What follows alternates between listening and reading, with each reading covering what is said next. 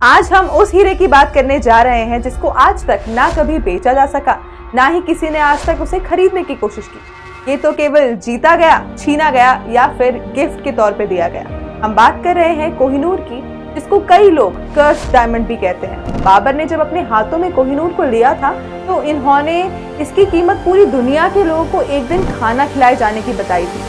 वहीं जब कोहिनूर को नादिर शाह ने देखा तो कहा कि यदि कोई शख्स चारों दिशाओं में एक पत्थर फेंके और हवा में उछाले और इस स्पेस को यदि सोने से भी भर दिया जाए तो कोहिनूर की वैल्यू से कम ही होगा। तो चलिए आज सुनते हैं कोहिनूर की कहानी, कोहिनूर की जुबानी। नमस्ते दोस्तों, मैं हूँ कोहिनूर। लोग कहते हैं कि मैं बहुत ही ज्यादा खूबसूरत हूँ।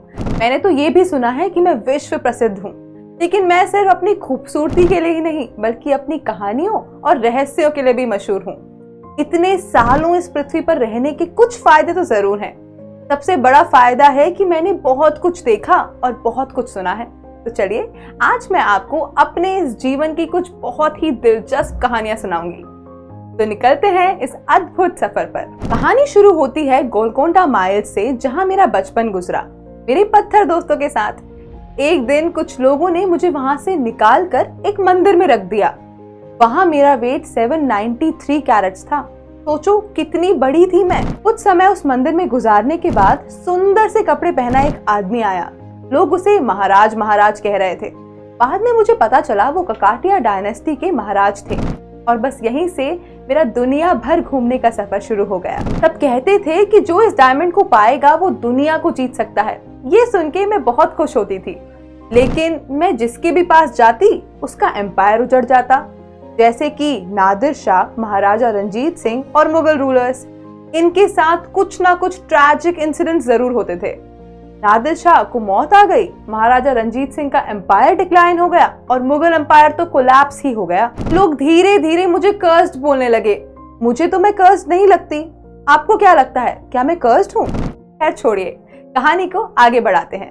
1526 में मैं मुगल फैमिली का हिस्सा बनी। शाहजहां ने मुझे अपने कोर्ट में रखा और मुझे कुछ अमेजिंग अपग्रेड्स दिए। शाहजहां ने मुझे कट करवाने में इतना पैसा लगाया कि उस अमाउंट से 4 ताजमहल बनाए जा सकते थे। मुझे तो खुद रानी जैसा फील होने लगा था। उन्होंने मुझे एक आर्ट फॉर्म बनाने की कोशिश करी थी। फिर आया मेरा पहला प्यार, औरंगजेब, और उसके साथ एक फ्रेंच ट्रैवलर ट्रैवनियर तो मुझे देखकर पागल ही हो गया था और मेरे स्केच की रिक्वेस्ट करने लगा। औरंगजेब ने इस रिक्वेस्ट को एक्सेप्ट कर लिया, लेकिन जब औरंगजेब ने मुझे कट करवाने के लिए आर्टिस्ट को अपॉइंट किया तो आर्टिस्ट ने मुझे ओवर कट कर दिया। मेरा वेट 793 कैरेट से घटकर 186 कैरेट्स हो गया। बस फिर क्या था, औरंगजेब के गुस्से से तो आप सभी वाकिफ हैं। मुझे तो ये तक सुनने में आया कि उस आर्टिस्ट को दोबारा फिर कभी नहीं देखा गया।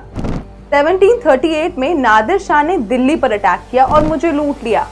नादिर शाह ने अपने दरबार में मुझे देखा और इतना खुश हुआ कि उन्होंने मुझे मेरा नाम दिया, कोहिनूर, जिसका मतलब है माउंटेन ऑफ लाइट। मुझे तो अपना नाम बहुत ही ज्यादा पसंद आया। लेकिन नादिर शाह की भी मौत हो गई। उनके सक्सेसर अहमद शाह दुर्रानी ने मुझे महाराजा रंजीत सिंह के पास भेज दिया। थोड़े एडजस्टमेंट इश्यूज मुझे भी हुए, लेकिन मैं खुश थी वहाँ भी। फिर मैंने एक दिन एक बहुत दुखद समाचार सुना। मैंने सुना कि महाराजा रंजीत सिंह की मौत हो गई है और पंजाब ब्रिटिश के कंट्रोल में आ गया है। ब्रिटिशर्स ने मुझे कॉन्फिस्केट किया और एक ब्रिटिश ऑफिसर ने कहा ये डायमंड एक रॉयल ट्रेजर का हिस्सा है जो हमारे पास हमेशा के लिए होगा। और इस तरह से मैं ब्रिटिश क्राउन ज्वेल्स का हिस्सा बन गई। आज मैं टावर ऑफ लंदन में ब्रिटिश क्राउन ज्वेल्स के साथ रहती हूँ। यहाँ सब अच्छा है, लेकिन मैं अपने घर भारत को मिस करती हूँ।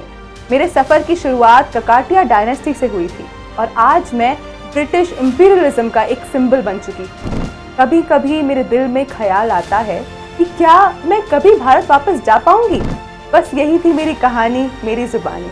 एक डायमंड जो अपने हिस्ट्री में कभी कर्स्ड रही तो कभी रॉयल ट्रेजर बनी। थैंक यू कोहिनूर हमारे साथ जुड़ने के लिए। कोहिनूर तो आज भी उम्मीद में है कि उसे इंडिया वापस लाया जाए, लेकिन क्या ये प्रैक्टिकली पॉसिबल है? चलिए जानते हैं। कोहिनूर डायमंड का इंडिया में वापस आना बहुत सारी लीगल, पॉलिटिकल और डिप्लोमेटिक कॉम्प्लेक्सिटीज के साथ जुड़ा हुआ है। कॉलोनियल एरा के दौरान जब ये डायमंड ब्रिटिश एम्पायर ने एक्वायर किया, तब किए गए एग्रीमेंट्स और इंटरनेशनल लॉ के तहत ये एक गिफ्टेड आइटम है। जिस वजह से इसकी लीगल ओनरशिप अब भी ब्रिटिश गवर्नमेंट के पास है। ब्रिटेन कहता है कि कोहिनूर को लीगली एक्वायर किया गया था और इसकी वापसी के केस से दूसरे कॉलोनियल एरा क्लेम्स को हैंडल करना मुश्किल हो सकता है। इसके अलावा क्राउन जूल्स का हिस्टोरिकल कॉन्टेक्स्ट डिस्टर्ब हो सकता है और यूके इंडिया के डिप्लोमेटिक रिलेशंस पर भी असर हो सकता है। इसीलिए इतना हिस्टोरिक और इमोशनल डायमंड का वापस आना एक कॉम्प्लेक्स और डेलिकेट मैटर है, जो एक्सटेंसिव नेगोशिएशन और इंटरनेशनल लीगल कंसिडरेशंस के साथ हैंडल करना पड़ेगा। आपके इस मैटर पे क्या थॉट्स हैं, ये आप हमें कमेंट सेक्शन में ज़रूर बताइए और हमारे साथ जुड़े रहिए और भी हिस्टोरिकल वीडियोस के लिए। मिलते हैं आपसे अगली वीडियो में, तब तक के लिए टेक केयर, बाय बाय।